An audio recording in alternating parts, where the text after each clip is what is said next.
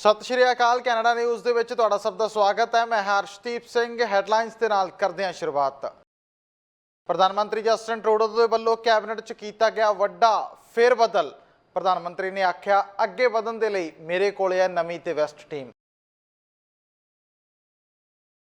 Family ਡਾਕਟਰਾਂ ਨੂੰ ਸ਼ਹਿਰ 'ਚ ਹੋਰ ਵਧਾਉਣ ਦੀ ਮੰਗ। ਕੌਂਸਲਰ ਹੈਰੀ ਬੈਂਸ ਨੇ ਸਿਟੀ ਸਟਾਫ ਦੇ ਜ਼ਰੀਏ ਨੋਟਿਸ ਆਫ ਮੋਸ਼ਨ ਕੀਤਾ ਪੇਸ਼। ਇਮੀਗ੍ਰੇਸ਼ਨ ਸਪਲਾਈ 'ਚ ਮੰਗ ਨੂੰ ਰਿਹਾ ਵਧਾ। ਘਰਾਂ ਦੀਆਂ ਕੀਮਤਾਂ ਅਤੇ ਅਰਥਚਾਰੇ ਦੇ ਦਬਾਅ ਦੇ ਲਈ ਇਮੀਗ੍ਰੇਸ਼ਨ ਇੱਕ ਵੱਡਾ ਕਾਰਨ। ਹੁਣ ਜਾਂਦੇ ਖਬਰਾਂ ਵਿਸਤਾਰ ਦੇ ਨਾਲ। ਪ੍ਰਧਾਨ ਮੰਤਰੀ ਜਸਟਿਨ ਟਰੂਡੋ ਨੇ ਹਾਲ ਹੀ ਦੇ ਵਿੱਚ ਮੁੱਦਿਆਂ ਨਾਲ ਘਿਰੀ ਆਪਣੀ ਘੱਟ ਗਿਣਤੀ ਸਰਕਾਰ ਦਾ ਨਵਾਂ ਚਿਹਰਾ ਬਣਾਉਣ ਦੀ ਕੋਸ਼ਿਸ਼ ਕੀਤੀ ਹੈ, ਜਿਸ ਦੇ ਸਦਕਾ ਉਹਨਾਂ ਦੇ ਵੱਲੋਂ ਕੈਬਨਿਟ ਦੇ ਵਿੱਚ ਵੱਡਾ ਫੇਰਬਦਲ ਕੀਤਾ ਗਿਆ, ਜਿਸ ਤਹਿਤ 7 ਕੈਬਨਿਟ ਮਿਨਿਸਟਰ ਕੈਬਨਿਟ 'ਚੋਂ ਬਾਹਰ ਹੋਏ ਨੇ ਅਤੇ 7 ਨਵੇਂ ਚਿਹਰੇ ਸ਼ਾਮਲ ਕੀਤੇ ਗਏ ਨੇ। ਤੇ ਇਸ ਤੋਂ ਇਲਾਵਾ ਬਹੁਤ ਸਾਰੇ ਲੀਡਰਾਂ ਦੇ ਡਿਪਾਰਟਮੈਂਟ ਵੀ ਬਦਲੇ ਗਏ ਨੇ, ਕਿਉਂਕਿ ਕਾਬਲੇ ਗੌਰ ਹੈ ਕਿ ਪਿਛਲੇ ਸਮੇਂ ਦੌਰਾਨ ਵਿਰੋਧੀ ਧਿਰ ਦੇ ਲੀਡਰ ਪੀਅਰੇ ਪੋਲੀਐਵ ਦੇ ਵੱਲੋਂ ਹਾਊਸਿੰਗ, ਪਬਲਿਕ ਸੇਫਟੀ ਜਿਹੇ ਮੁੱਦਿਆਂ ਨੂੰ ਲੈ ਕੇ ਸਰਕਾਰ ਦੀ ਲਗਾਤਾਰ ਘੇਰਾਬੰਦੀ ਕੀਤੀ ਜਾ ਰਹੀ ਸੀ। ਪ੍ਰਧਾਨ ਮੰਤਰੀ ਜਸਟਿਨ ਟਰੂਡੋ ਵੱਲੋਂ ਆਪਣੀ ਕੈਬਨਿਟ ਦੇ ਵਿੱਚ ਵੱਡਾ ਫੇਰਬਦਲ ਕੀਤਾ ਗਿਆ। ਬੁੱਧਵਾਰ ਨੂੰ ਰਾਇਓਡ ਹਾਲ ਵਿੱਚ ਆਯੋਜਿਤ ਸਮਾਗਮ ਵਿੱਚ 7 ਨਵੇਂ ਚਿਹਰੇ ਕੈਬਨਿਟ 'ਚ ਸ਼ਾਮਲ ਕੀਤੇ ਗਏ ਨੇ। ਪੁਰਾਣੀ ਕੈਬਨਿਟ 'ਚੋਂ 7 ਮੰਤਰੀਆਂ ਨੂੰ ਲਾਂਭੇ ਕੀਤਾ ਗਿਆ। ਬਿਲ ਬਲੇਅਰ, ਜੋ ਕਿ ਇੱਕ ਸਾਬਕਾ ਪੁਲਿਸ ਅਧਿਕਾਰੀ ਨੇ, ਉਹਨਾਂ ਨੂੰ ਰੱਖਿਆ ਮੰਤਰਾਲੇ ਦਾ ਕਾਰਜਭਾਗ ਸੌਂਪਿਆ ਗਿਆ। ਅਨੀਤਾ ਆਨੰਦ, ਜੋ ਕਿ ਪਹਿਲਾਂ ਇਸ ਡਿਪਾਰਟਮੈਂਟ ਨੂੰ ਸੰਭਾਲਦੇ ਸਨ, ਉਹਨਾਂ ਨੂੰ ਟ੍ਰੈਜਰੀ ਬੋਰਡ ਦੀ ਪ੍ਰੈਜ਼ੀਡੈਂਟ ਵਜੋਂ ਸਹੁੰ ਚੁਕਵਾਈ ਗਈ ਹੈ। ਬਿਲ ਬਲੇਅਰ ਕੋਲ ਪਹਿਲਾਂ ਐਮਰਜੈਂਸੀ ਪ੍ਰੀਪੇਰੇਸ਼ਨ ਅਤੇ ਹੋਰ ਡਿਪਾਰਟਮੈਂਟ ਸਨ। ਬਲੇਅਰ ਟੋਰਾਂਟੋ ਪੁਲਿਸ ਦੇ ਚੀਫ ਵੀ ਰਹਿ ਚੁੱਕੇ ਨੇ। ਡੋਮਿਨਿਕ ਲੈਬਲੋ, ਜਿਹੜੇ ਕਿ ਪਹਿਲਾਂ minister of intra government affairs ਸਨ, ਜਿਨ੍ਹਾਂ ਦੀ ਕੰਮਕਾਜ ਨੂੰ ਦੇਖਦੇ ਹੋਏ ਹੁਣ ਉਹਨਾਂ ਨੂੰ ਪਬਲਿਕ ਸੇਫਟੀ ਮਿਨਿਸਟਰ ਦੇ ਵਜੋਂ ਵੀ ਨਾਲੋਂ ਨਾਲ ਸਹੁੰ ਚੁਕਾਈ ਗਈ ਹੈ। ਇਹ ਮੰਤਰਾਲਾ ਕੈਨੇਡਾ ਦੀਆਂ ਖੂਫੀਆ ਏਜੰਸੀ ਸੀਸਸ ਅਤੇ RCMP ਦੀ ਨਿਗਰਾਨੀ ਲਈ ਜ਼ਿੰਮੇਵਾਰ ਹੈ। ਨਾਲ ਹੀ ਲੈਬਲੋ ਇੰਟਰ ਗਵਰਨਮੈਂਟ ਅਫੇਅਰਸ ਮਿਨਿਸਟਰ ਵਜੋਂ ਵੀ ਸੇਵਾਵਾਂ ਬਰਕਰਾਰ ਰੱਖਣਗੇ। ਮਾਰਕੋ ਮੈਡੀਚੀਨੋ, ਜੋ ਕਿ ਪਿਛਲੀ ਕੈਬਨਿਟ ਵਿੱਚ ਪਬਲਿਕ ਸੇਫਟੀ ਮਿਨਿਸਟਰ ਸਨ, ਉਹਨਾਂ ਨੂੰ ਹੁਣ ਕੈਬਨਿਟ 'ਚੋਂ ਬਾਹਰ ਦਾ ਰਸਤਾ ਦਿਖਾ ਦਿੱਤਾ ਗਿਆ ਹੈ। ਗਨ ਕੰਟਰੋਲ ਸੰਬੰਧੀ ਬਿੱਲ 21 ਦੇ ਪ੍ਰਬੰਧਨ, ਕੈਨੇਡੀਅਨ ਮਾਮਲਿਆਂ 'ਚ ਚੀਨੀ ਦਖਲਅੰਦਾਜ਼ੀ ਸੰਬੰਧੀ ਸੰਚਾਰ ਦੀਆਂ ਸਮੱਸਿਆਵਾਂ ਅਤੇ ਮੁਜਰਿਮ ਪੌਲ ਬਰਨਾਰਡੋ ਦੀ ਉੱਚ ਸੁਰੱਖਿਆ ਵਾਲੀ ਜੇਲ੍ਹ 'ਚੋਂ ਘੱਟ ਸੁਰੱਖਿਆ ਵਾਲੀ ਜੇਲ੍ਹ ਦੇ ਵਿੱਚ ਟਰਾਂਸਫਰ ਕਰਨ ਵਰਗੇ ਮੁੱਦੇ ਮੈਡੀਚੀਨੋ ਦੀ ਮਿਨਿਸਟਰ ਵਜੋਂ ਗੱਦੀ ਜਾਣ ਦੇ ਵਿੱਚ ਅਹਿਮ ਰਹੇ। ਟੋਰਾਂਟੋ ਦੀ ਪਾਰਕਡੇਲ ਹਾਈ ਪਾਰਕ ਰਾਈਡਿੰਗ ਤੋਂ MP ਆਰਿਫ ਵਿਰਾਨੀ ਨੂੰ ਜਸਟਿਸ ਮਿਨਿਸਟਰ ਅਤੇ ਕੈਨੇਡਾ ਦੇ ਅਟਾਰਨੀ ਜਨਰਲ ਬਣਾਇਆ ਗਿਆ। ਕਿਊਬਿਕ ਦੇ ਹੋਸ਼ੇਲਾਗਾ ਰਾਈਡਿੰਗ ਦੇ MP ਸਰੋਇਆ ਮਾਰਟੀਨੇਜ਼ ਫਿਰਾਡਾ ਨੂੰ ਟੂਰਿਜ਼ਮ ਅਤੇ ਕਿਊਬਿਕ ਖੇਤਰ ਲਈ ਕੈਨੇਡਾ ਦੇ ਆਰਥਿਕ ਵਿਭਾਗ ਲਈ ਜ਼ਿੰਮੇਵਾਰ ਮੰਤਰੀ ਬਣਾਇਆ ਗਿਆ। ਇਸ ਤੋਂ ਇਲਾਵਾ ਜਿਨ੍ਹਾਂ ਮਿਨਿਸਟਰਸ ਨੂੰ ਬਾਹਰ ਦਾ ਰਸਤਾ ਦਿਖਾਇਆ ਗਿਆ, ਉਹਨਾਂ ਦੇ ਵਿੱਚ ਮਾਰਕੋ ਮੈਂਡੀਚੀਨੋ, ਡੇਵਿਡ ਲੈਮੇਟੀ ਅਤੇ ਮਿਨਿਸਟਰ ਸਾਬਕਾ ਹੈਲੇਨਾ ਜੈਕਜ਼ੈਕ, ਉਮਰ ਅਲਬਗਰਾ, ਕੈਰੋਲਿਨ ਬੈਨਟ, ਜੋਏ ਮਰੇ ਅਤੇ ਮੋਨਾ ਫੋਰਟੀਏ ਸ਼ਾਮਲ ਨੇ। ਕੈਬਨਿਟ ਤਬਦੀਲੀ ਤੋਂ ਬਾਅਦ ਪ੍ਰਧਾਨ ਮੰਤਰੀ ਜਸਟਿਨ ਟਰੂਡੋ ਦੇ ਵੱਲੋਂ ਮੀਡੀਆ ਦੇ ਨਾਲ ਗੱਲਬਾਤ ਕੀਤੀ ਗਈ। ਉਹਨਾਂ ਆਖਿਆ ਕਿ ਉਹਨਾਂ ਦੀ ਨਵੀਂ ਟੀਮ ਕੈਨੇਡੀਅਨਸ ਦੀਆਂ ਜ਼ਿੰਦਗੀਆਂ ਬਿਹਤਰ ਕਰਨ ਦੇ ਲਈ, ਕਲਾਈਮੇਟ ਦੇ ਨਾਲ ਲੜਨ ਦੇ ਲਈ ਤੇ ਆਰਥਿਕਤਾ ਦੀ ਮਜ਼ਬੂਤੀ ਦੇ ਵਾਸਤੇ ਨੀਤੀਆਂ ਘੜਨ ਦੇ ਲਈ ਤਿਆਰ ਹੈ। ਇਸ ਮੌਕੇ ਕੀਤੀ ਕੈਬਨਿਟ 'ਚ ਰੀਸ਼ਫਲ ਬਾਰੇ ਪ੍ਰਧਾਨ ਮੰਤਰੀ ਟਰੂਡੋ ਨੇ ਆਖਿਆ ਕਿ ਸਾਬਕਾ ਮੰਤਰੀਆਂ ਦੇ ਵੱਲੋਂ ਵਧੀਆ ਕੰਮਕਾਜ ਕੀਤਾ ਗਿਆ, ਪਰ ਹੁਣ ਅੱਗੇ ਵਧਣ ਦੇ ਲਈ ਨਵੀਂ ਟੀਮ ਦੀ ਜ਼ਰੂਰਤ ਸੀ। What a team. I am so excited about putting forward this incredible team of Canadians who will continue the hard work of stepping up to support people, to create great jobs, to grow the economy in ways that works for everyone. This is a positive step in a moment of consequential impact in the world and in the country. We know times are challenging, but this is the team that is going to be able to continue the hard work, rolling up their sleeves and delivering for Canadians from coast to coast to coast as we build a brighter and ambitious future for all Canadians. I want to thank everyone who has served this country and this cabinet so well over the past number of years. This is a moment where putting forward the strongest possible team with fresh energy and a range of skills that are going to be able to continue the really important work of showing Canadians the positive and ambitious vision for the future that we're so committed to and that I know Canadians need and deserve. I'm really excited about the work we're doing, and quite frankly, we have a huge team in caucus and across the country working really hard to deliver for Canadians in all sorts of great ways. Bank of Canada ਦੇ governor Tiff ਮੈਕਕਲਮ ਨੇ ਕਿਹਾ ਹੈ ਕਿ immigration supply ਤੇ ਮੰਗ ਨੂੰ ਵਧਾ ਰਹੀ ਹੈ, ਜੋ ਕਿ ਚਿੰਤਾ ਦਾ ਵਿਸ਼ਾ, ਪਰ ਸਮੁੱਚੇ ਅਰਥਚਾਰੇ ਦੇ ਉੱਪਰ ਬੋਝ ਵੀ ਇਹਦਾ ਵੱਧ ਰਿਹਾ, ਜਿਸ ਕਾਰਨ ਵਿਆਜ ਦਰਾਂ ਵਧਾਉਣ ਦੀ ਲੋੜ ਪੈਂਦੀ ਹੈ।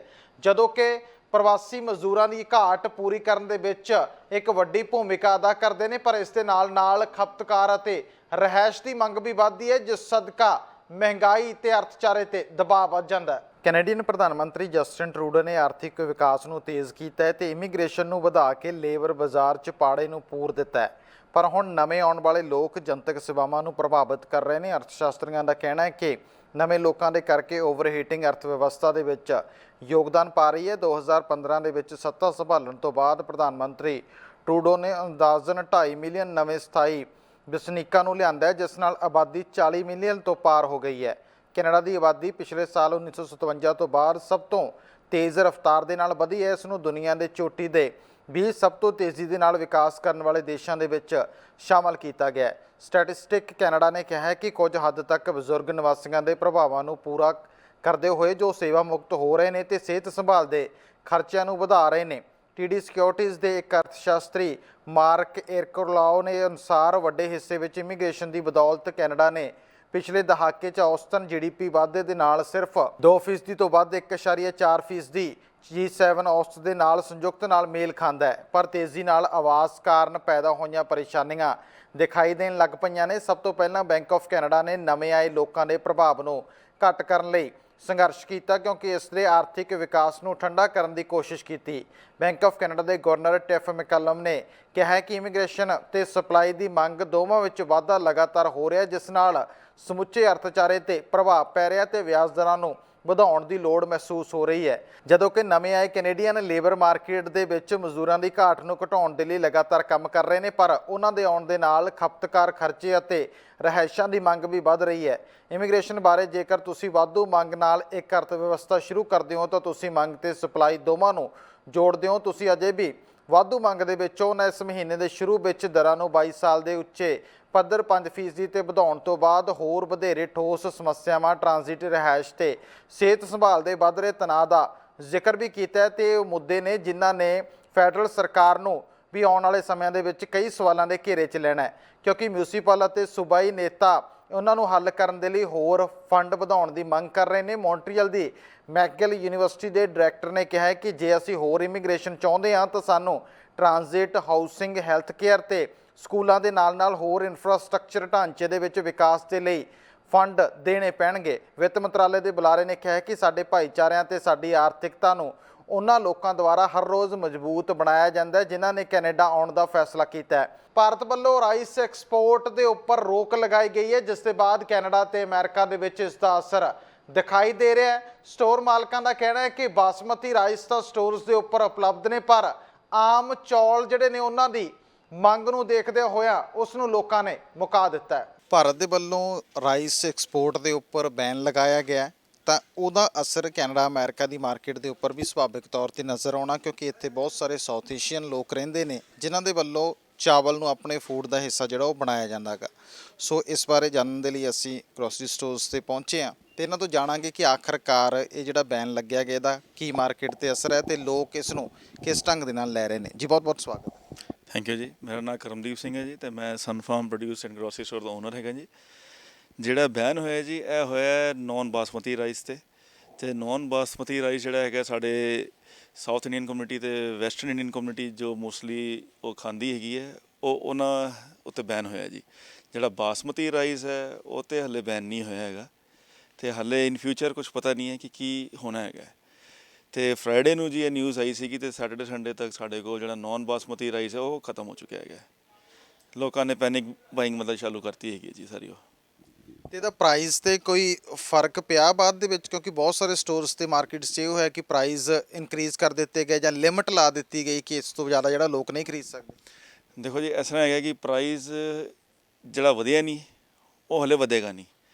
ਹੁਣ ਜਿਹੜਾ ਆਪਣਾ ਉੱਥੋਂ ਨਿਕਲ ਚੁੱਕਿਆ ਰਾਈਸ ਇੰਡੀਆ ਤੋਂ ਇਸ ਬੈਨ ਲੱਗਣ ਤੋਂ ਪਹਿਲਾਂ, ਜਿਹੜਾ ਇਨ ਰੂਟ ਹੈਗਾ ਟੂਵਰਡਸ ਜਿਹੜਾ ਨਾਰਥ ਅਮਰੀਕਾ ਮਾਰਕੀਟ ਆ ਰਿਹਾ ਹੈਗਾ, ਅਗਰ ਉਹਦੀ ਪ੍ਰਾਈਸ ਇਨ ਫਿਊਚਰ ਵਧੇਗੀ ਤਾਂ ਵਧੇਗੀ ਜੀ, ਅਗਰ ਨਹੀਂ ਵਧੇਗੀ ਤਾਂ ਸੇਮ ਹੀ ਰਹੇਗੀ। ਤੇ ਜਦੋਂ ਲੋਕਾਂ ਦੇ ਰਿਐਕਸ਼ਨਸ ਦੀ ਆਪਾਂ ਗੱਲਬਾਤ ਕਰਦੇ ਹਾਂ ਤਾਂ ਲੋਕ ਕੀ ਗੱਲਬਾਤ ਕਰ ਰਹੇ ਸੀ ਜਦੋਂ ਬੈਨ ਦੀ ਖਬਰ ਨਿਕਲ ਕੇ ਸਾਹਮਣੇ ਆਈ? ਇਸ ਤਰ੍ਹਾਂ ਜੀ, ਮੈਂ ਜਿਵੇਂ ਸ਼ੁਰੂ ਤੋਂ ਕਹਿ ਰਿਹਾ ਤੁਹਾਨੂੰ ਕਿ ਇਹ ਬੈਨ ਲੱਗਿਆ ਨਾਨ ਬਾਸਮਤੀ ਰਾਈਸ 'ਤੇ, ਬਾਸਮਤੀ ਰਾਈਸ 'ਤੇ ਬੈਨ ਨਹੀਂ ਲੱਗਿਆ ਹੈਗਾ। ਅਤੇ ਜਿਵੇਂ ਇਹ ਨੌਲੇਜ ਸੀਗੀ ਉਹ ਅੱਧੀ ਨੌਲੇਜ ਸੀਗੀ।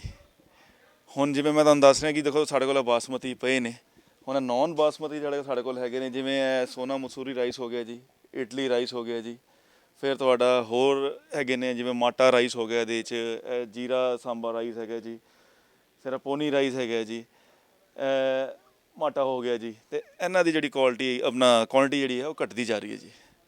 ਜਦੋਂ ਡਿਮਾਂਡ ਦੀ ਗੱਲਬਾਤ ਕਰਦੇ ਹਾਂ ਤਾਂ ਨਾਨ ਬਾਸਮਤੀ ਦੀ ਕਿੰਨੀ ਕੁ ਡਿਮਾਂਡ ਹੈ ਬਾਸਮਤੀ ਦੇ ਮੁਕਾਬਲੇ? ਜਿਸ ਤਰ੍ਹਾਂ ਜੀ ਸਾਡੇ ਇੱਥੇ ਹੁਣ ਪਾਪੂਲੇਸ਼ਨ ਜਿਹੜੀ ਹੈਗੀ ਹੈ ਹੁਣ ਨਾਰਦਰਨ ਇੰਡੀਆ ਦੇ ਇਲਾਵਾ ਉਹ ਵੈਸਟਰਨ ਇੰਡੀਆ, ਸਾਊਦਰਨ ਇੰਡੀਆ ਤੋਂ ਵੀ ਆਉਂਦੀ ਪਈ ਹੈ। ਅਤੇ ਜਿਹੜੇ ਇਹ ਰਾਈਸ ਹੈਗੇ ਨੇ ਇਹ ਉਸ ਕਮਿਊਨਿਟੀ ਦੇ ਫੇਵਰੇਟ ਹੈਗੇ ਨੇ, ਅਤੇ ਉਹ ਕਮਿਊਨਿਟੀ ਜਿਹੜੀ ਹੈਗੀ ਹੈ ਉਹਨਾਂ ਦੇ ਆਉਣ ਨਾਲ 10% ਇਨਕਰੀਜ਼ ਹੋਇਆ ਸੀਗਾ ਇਹਨਾਂ ਦਾ ਕੰਪੇਅਰ ਟੂ ਬਾਸਮਤੀ। ਜਦੋਂ ਆਪਾਂ ਕੈਨੇਡਾ ਅਮਰੀਕਾ ਦੀ ਗੱਲਬਾਤ ਕਰਦੇ ਹਾਂ ਤਾਂ ਇੱਥੇ ਜਿਹੜਾ ਨਾਨ ਬਾਸਮਤੀ ਰਾਈਸ ਆ ਉਹ ਇੰਡੀਆ ਤੋਂ ਹੀ ਆਉਂਦਾ ਜਾਂ ਕੋਈ ਹੋਰ ਮੁਲਕ ਸਕੋਪ ਮਾਰਕੀਟ ਕੋਈ ਹੈਗੀ ਹੈ ਵੀ ਜੇ ਇੰਡੀਆ ਐਕਸਪੋਰਟ ਬੈਨ ਲਾਉਂਦਾ ਤਾਂ ਉੱਥੋਂ ਜਿਹੜਾ ਪ੍ਰਬੰਧ ਹੋ ਸਕਦਾ? ਇਸ ਤਰ੍ਹਾਂ ਜੀ ਜਿਹੜੇ ਪਰਟੀਕੂਲਰ ਰਾਈਸ ਨੇ ਤੇ ਇੰਡੀਆ ਤੋਂ ਹੀ ਆਉਂਦੇ ਹੈਗੇ ਨੇ। ਫਿਰ ਉਸ ਤੋਂ ਇਲਾਵਾ ਜਿਵੇਂ ਜੈਸਮਿਨ ਰਾਈਸ ਹੋ ਗਿਆ, ਉਸ ਤੋਂ ਬਾਅਦ ਕੁਝ ਹੋਰ ਕੁਆਲਿਟੀ ਸੀਗੀ ਰਾਈਸ ਦੀ, ਉਹ ਦੂਸਰੀ ਕੰਟਰੀਜ਼ ਤੋਂ ਆਉਂਦੀਆਂ ਹੈਗੀਆਂ ਨੇ, ਪਰ ਉਹ ਬਾਸਮਤੀ ਨਹੀਂ ਹੈਗੀਆਂ। ਅਸੀਂ ਪਰਟੀਕੂਲਰ ਜੇ ਅਸੀਂ ਆਪਣੀ ਇੰਡੀਆ ਦੀ ਗੱਲ ਕਰੀਏ ਤਾਂ ਬਾਸਮਤੀ ਹੀ ਸਾਡਾ ਚੱਲਦਾ ਹੈਗਾ ਸਾਰਾ ਇੱਥੇ, ਆਈਦਰ ਬਾਸਮਤੀ ਜਾਂ ਨਾਨ ਬਾਸਮਤੀ।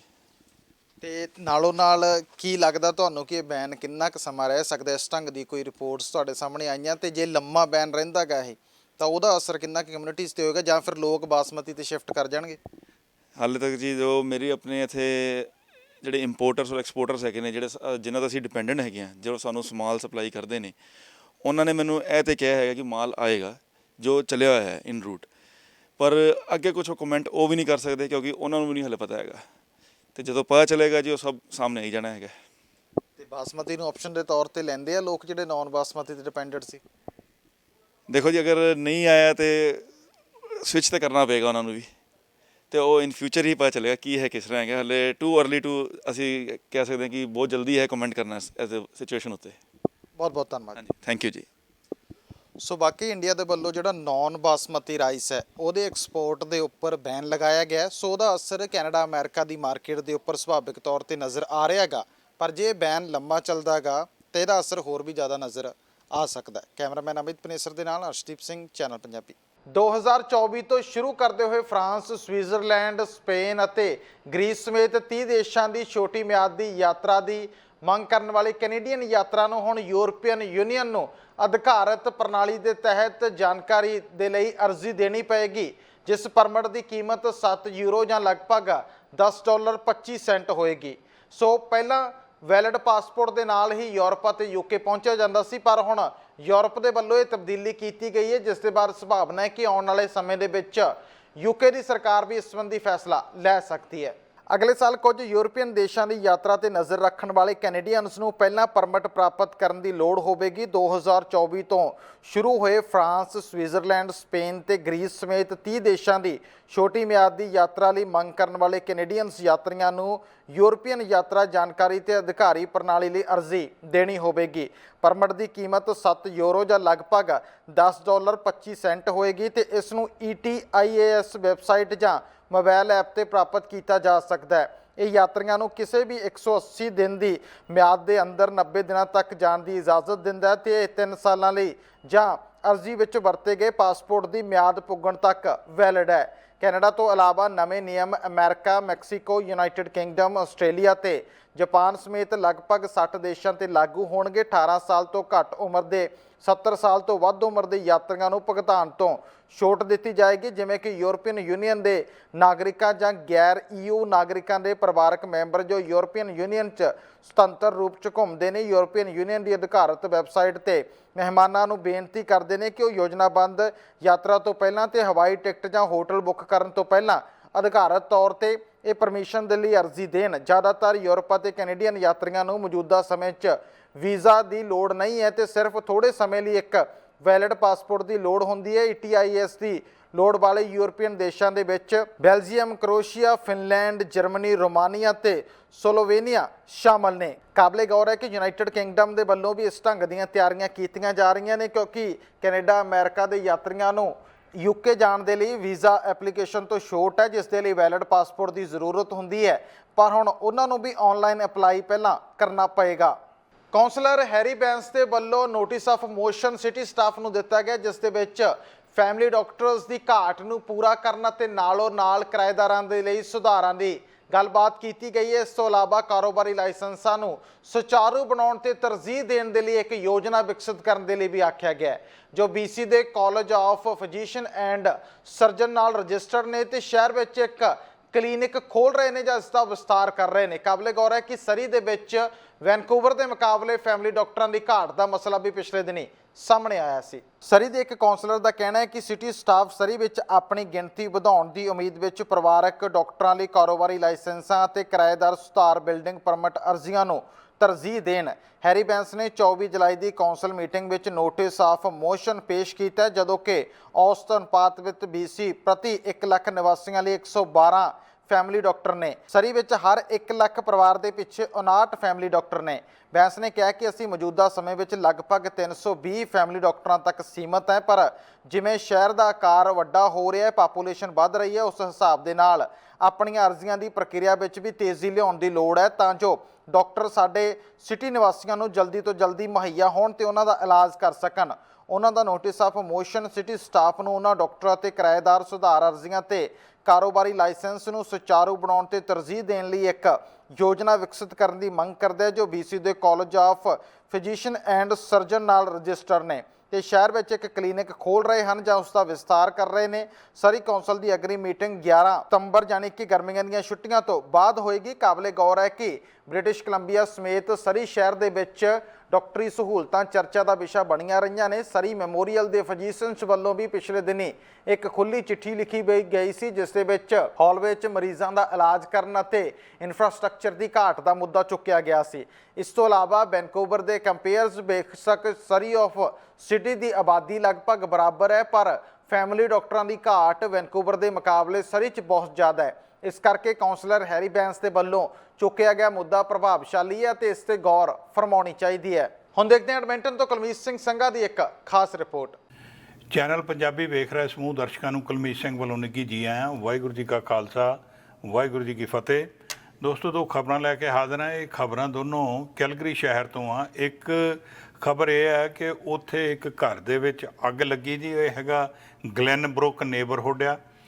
ਜਦੋਂ ਉੱਥੇ ਇਹ ਅੱਧੀ ਰਾਤ ਦੇ ਨੇੜੇ ਤੇੜੇ ਦੀ ਗੱਲ ਹੈ ਜੀ, ਫਾਇਰ ਡਿਪਾਰਟਮੈਂਟ ਨੂੰ ਫੋਨ ਕਾਲ ਜਾਂਦੀ ਆ ਤੇ ਫਾਇਰ ਡਿਪਾਰਟਮੈਂਟ ਉੱਥੇ ਜਦ ਪਹੁੰਚਦਾ ਤੇ ਕੀ ਦੇਖਦਾ ਹੈ ਕਿ ਇੱਕ ਜਿਹੜਾ ਨੇਬਰ ਆ ਉਸ ਘਰ ਦਾ ਗੁਆਂਢੀ, ਉਹ ਉਹਨਾਂ ਵਿਅਕਤੀਆਂ ਨੂੰ ਬਚਾਉਣ ਦੀ ਕੋਸ਼ਿਸ਼ ਕਰਦਾ ਹੈਗਾ। ਤੇ ਜਿਹੜੇ ਜੀ ਫਾਇਰ ਡਿਪਾਰਟਮੈਂਟ ਜਦੋਂ ਬੇਸਮੈਂਟ ਵਿੱਚ ਜਾਂਦੇ ਆ ਤਾਂ ਉਹ ਇੱਕ ਹੋਰ ਵਿਅਕਤੀ ਉਹਨਾਂ ਨੂੰ ਉੱਥੋਂ ਮਿਲਦਾ ਹੈਗਾ।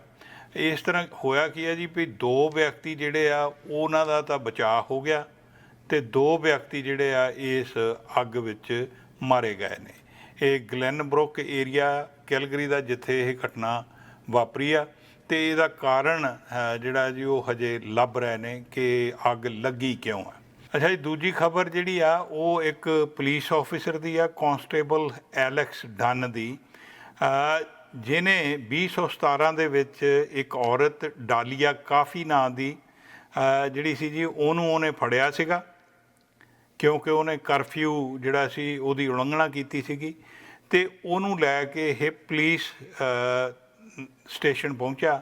ਉੱਥੇ ਕੀ ਹੁੰਦਾ ਕਿ ਕੈਮਰੇ 'ਤੇ ਇਹਦੀ ਵੀਡੀਓ ਬਣੀ ਹੈ ਜਿੱਥੇ ਪਤਾ ਲੱਗਾ ਕਿ ਉਹਨੇ ਡਾਲੀਆ ਕੈਫੀ ਦੇ ਹੱਥ ਪਿੱਛੇ ਬੰਨੇ ਹੋਏ ਸੀ ਔਰ ਮਗਰੋਂ ਉਹਨੂੰ ਥੱਲੇ ਸਿੱਟ ਕੇ ਜਿੱਦਾਂ ਉਹਦੇ ਨਾਲ ਸਲੂਕ ਕੀਤਾ, ਅਸਾਲਟ ਕੀਤੀ ਆ ਔਰ ਉਹਦਾ ਖੂਨ ਵਹਿ ਰਿਹਾ ਸੀਗਾ ਕਿਉਂਕਿ ਉਹਦਾ ਚਿਹਰਾ ਥੱਲੇ ਸੱਟ ਲੱਗੀ ਤੇ ਉਹਦੇ ਨਾਲ ਖੂਨ ਵਹਿ ਰਿਹਾ ਤੇ ਉਹ ਸਾਰੀ ਗੱਲਬਾਤ ਵੀਡੀਓ 'ਤੇ ਆ ਗਈ ਔਰ ਉਹਦੇ 'ਤੇ ਇਹਦੇ 'ਤੇ ਕੇਸ ਚਲਾਇਆ ਗਿਆ ਜੀ ਔਰ ਉਹਦੇ ਵਿੱਚ ਇਹਨੂੰ ਦੋਸ਼ੀ ਪਾਇਆ ਗਿਆ ਕਿ ਇਹਨੇ ਜਿਹੜੀ ਜ਼ਿਆਦਤੀ ਕੀਤੀ ਆ ਡਾਲੀਆ ਕੈਫੀ ਦੇ ਨਾਲ। ਹੋਇਆ ਕੀ ਜੀ, ਜਿਹੜਾ ਪਹਿਲਾ ਕੇਸ ਜਦੋਂ ਚੱਲਿਆ ਹੈਗਾ ਉਹਦੇ ਵਿੱਚ ਜੱਜ ਨੇ ਜਿਹੜਾ ਇਹਨਾਂ ਨੂੰ ਸਜ਼ਾ ਦਿੱਤੀ ਔਰ ਬਾਅਦ ਵਿੱਚ ਇਹਨੇ ਉਹ ਜਿਹੜਾ ਅਪੀਲ ਕਰ ਦਿੱਤੀ। ਅੱਛਾ, ਅਪੀਲ ਕਰਨ ਤੋਂ ਬਾਅਦ ਹੁਣ ਜਿਹੜਾ ਦੁਬਾਰਾ ਕੇਸ ਜੀ ਇਹਦਾ ਚੱਲਿਆ ਉਹਦੇ ਵਿੱਚ ਇਹਨੂੰ ਜਿਹੜੀ ਕੈਦ ਦੀ ਸਜ਼ਾ ਨਹੀਂ ਹੋ ਰਹੀ, ਜਾਣੀ ਇਹਨੂੰ ਜੇਲ੍ਹ ਨਹੀਂ ਭੇਜਿਆ ਜਾ ਰਿਹਾ। ਜੱਜ ਦਾ ਇਹ ਕਹਿਣਾ ਆ ਕਿ ਇਹ ਆਲਰੇਡੀ ਜਿਹੜੀ ਸਜ਼ਾ ਹੈ ਆਪਣੀ ਇਹ ਪੂਰੀ ਕਰ ਚੁੱਕਾ, ਪਰ ਇਸ ਤਰੀਕੇ ਦੇ ਨਾਲ ਇਹ ਨਹੀਂ ਕਹਿੰਦੀ ਵੀ ਜਿਹੜਾ ਇਹਨੇ ਜੁਰਮ ਕੀਤਾ ਮੈਂ ਉਹਦੀ ਜਿਹੜੀ ਆ ਵੇਟੇਜ ਕੁਝ ਘਟਾ ਰਹੀ ਹਾਂ, ਪਰ ਜੋ ਇਹਨੇ ਕੀਤਾ ਵੀ ਇਹਨੂੰ ਇਹ ਕਰਨਾ ਨਹੀਂ ਸੀ ਚਾਹੀਦਾ। ਜਿਹੜਾ ਕੋਈ ਵੀ ਵਿਅਕਤੀ ਜਿਹਦੇ ਕੋਲ ਅਥਾਰਟੀ ਹੈਗੀ ਆ ਉਹਨੂੰ ਇਹ ਇਸ ਤਰ੍ਹਾਂ ਜਿਹੜੀ ਕੋਈ ਵੀ ਉਹਦਾ ਦੁਰਉਪਯੋਗ ਜਿਹੜਾ ਨਹੀਂ ਕਰਨਾ ਚਾਹੀਦਾ।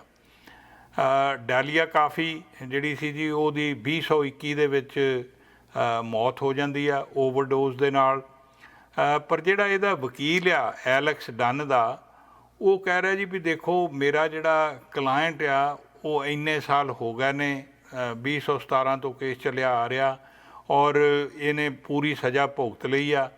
ਅੱਜ ਕੱਲ੍ਹ ਵੀ ਉਹ ਕਹਿੰਦਾ ਜਿਹੜੀਆਂ ਅੱਗਾਂ ਲੱਗੀਆਂ ਹੋਈਆਂ ਨੇ ਵਾਈਲਡ ਫਾਇਰ ਉਹ ਅੱਗਾਂ ਬੁਝਾਉਣ ਗਿਆ ਹੋਇਆ, ਲਾ ਇਨਫੋਰਸਮੈਂਟ ਦੇ ਵਿੱਚ ਉਹ ਨੌਕਰੀ ਕਰਨੀ ਚਾਹੁੰਦਾ ਸੀ ਜਿਹੜੀ ਉਹ ਇਸ ਵੇਲੇ ਕੰਪਲੀਟ ਨਹੀਂ ਕਰ ਸਕਿਆ।